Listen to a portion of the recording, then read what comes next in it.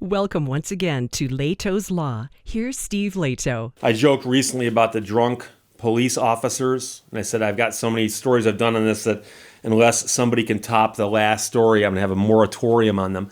One other topic I talk about, though, periodically is robocalls. And I don't talk about them that often because not much happens in that field, except that they are still a scourge upon the face of the earth. My phones, I'm talking about my cell phone and my desk phone, ring all day long. And I've got different programs that are designed to stop them, but, with spoofed numbers and so on, all kinds of crazy stuff. They're never going to end. As long as the phone companies make money off them, they're never going to end. Never. Long after I'm gone, somehow, these things will be ringing, bothering me. So CNET put out a story the other day. Jerry sent it to me. Marguerite Reardon wrote it, saying that the FCC crusade to end robocalls may get a new boost. The U.S. Federal Communications Commission upped its game when it came to fighting illegal robocallers, and the agency is continuing to turn up the heat in 2022. We've heard this before. Still, experts say the battle to end robocalls is far from over. I'd say it's barely begun, if at all, because nothing effective has been done yet. Recently, the FCC voted on its latest effort to protect consumers.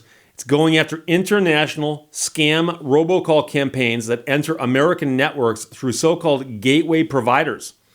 These gateway providers are smaller, low-profile companies that hand off calls from network to network, are often used by foreign scammers to disguise phone calls entering the U.S. The new FCC requirements would ensure that the gateway providers are verifying calls before they pass them on to other operators in the states.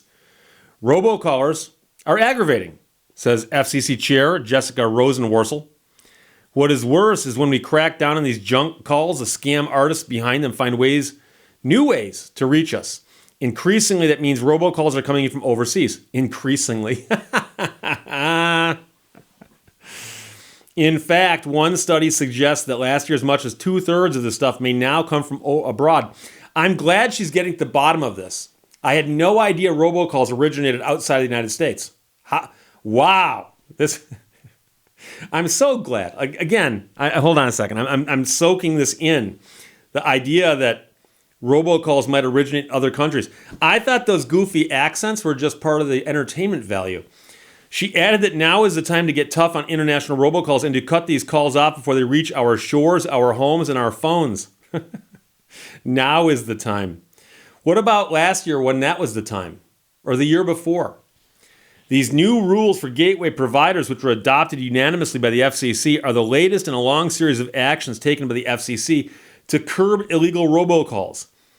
Rosenworcel proposed another set of rules recently aimed at protecting consumers from automated ringless calls. For years, the scourge of illegal robocalls has plagued the public. It's the number one consumer complaint and a top priority at the FCC. And as we're learning, being the top priority at the FCC means nothing. Since 2021, every major voice provider in the U.S., including AT&T, Verizon, T-Mobile, and cable provider Comcast, has been required to implement a technology called STIR/SHAKEN, which is designed to curb the tide of spam calls by requiring voice providers to verify where calls are coming from. In addition to implementing STIR/SHAKEN, the FCC has also been building partnerships with state and district attorneys to ensure cooperation in robocall investigations. In March, the agency announced it was adding 7 AGs to its list, bringing the total number of partnerships to 22. So they have a bunch of questions and answers here, such as what is STIR/SHAKEN? And I've always joked and said that's one of the dumbest acronyms ever. I just think it's stupid that they went all their way out of making up a weird thing to make it say STIR/SHAKEN. And I've had people say, but Steve, that's a joke about a drink. Shaken, not stirred. No, I get the joke. It doesn't make it funny. It's just stupid. And it obviously doesn't work. And so what is caller ID spoofing? Spoofing is when callers disguise their identity to deliberately falsify information transmitted to your caller ID display. Technology allows that, they do it, and they get away with it. Scammers do this to make calls less easily traceable, also by using so-called neighbor spoofing, which makes it appear as though the number is a local one. It's worse than that. And this article goes on for 4 pages explaining how the FCC is about to do something. No, they're not. I've lost all faith in the FCC's ability to do anything with robocalls. They'll never accomplish it. Never. And it's because they make money. And I've spoken to people in the industry who told me, Steve, these gateway providers make so much money funneling these calls in that literally until people are put in jail for this, it won't stop. It won't stop. And the spoofed phone numbers are among the most annoying. And I don't know if I still have the photograph. I don't think I do. But at one point in time, I took a photograph of my phone showing the last 3 caller IDs. And it was the city of Royal Oak, it was a court, and it was a hospital.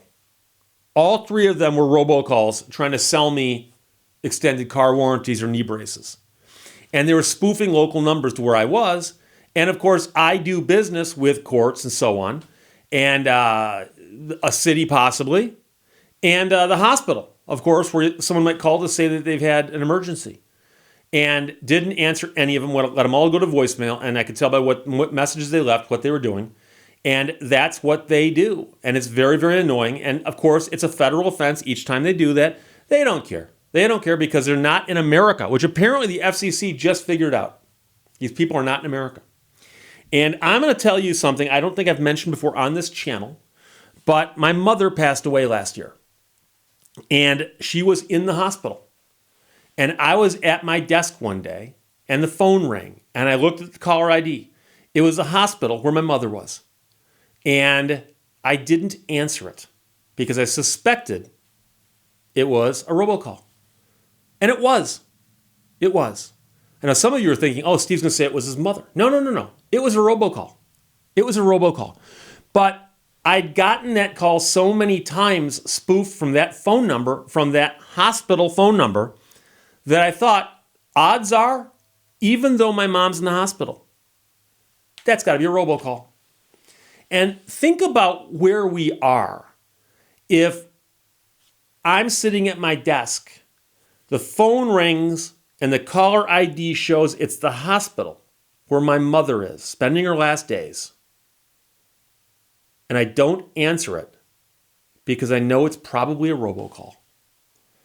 So I know people out there who say, Steve, sometimes you get really wound up on robocalls. Why is that? Because my phones ring all day long. All day long. My cell phone rings, my desk phone rings. And I'll be weekend, it doesn't matter, 24 hours a day sometimes. And I'll be riding my mountain bike out someplace. My phone rings. I got to stop and see who it was, take a look. Robocall. I'm doing something important. My phone vibrates. Take a glance at it. Robocall. And, most of them I don't answer. Most of them are simply an annoyance. But they're doing these calls millions a day. Millions a day. And the FCC just figured out that they might be coming from overseas. Wow. So I know you're saying, Steve, you shouldn't be surprised by this. I'm not. And I think that's more disappointment. I'm disappointed that the FCC actually says things like, they might be coming from overseas. We just figured this out. When they should be saying, you know who's not overseas? The gateway providers. And do you know who's actually helping people commit literally hundreds of thousands of federal violations a day? Gateway providers. Maybe, since they're here, we should deal with them instead of talking about these mythical figures who might be overseas someplace, because we probably can't get at them as easily as we could the gateway providers. And if we know the gateways, how they're getting in, that's obviously how you shut these things down. Of course, then again, I don't work for the FCC, so that's why my thought process is obviously wrong. Sorry about that. Hate to tee off on it, but I'm just getting annoyed by those calls and the fact that the FCC cannot do anything about it, will not do anything about it, despite the fact that CNET's got a headline that says FCC crusade to end robocalls may get a new boost. Jerry, thanks for sending it. Marguerite Reardon wrote it. Questions or comments, put them below. I'll talk to you later. Bye-bye. Thank you for watching Lehto's Law. I feel like I'm diagonally parked in a parallel universe.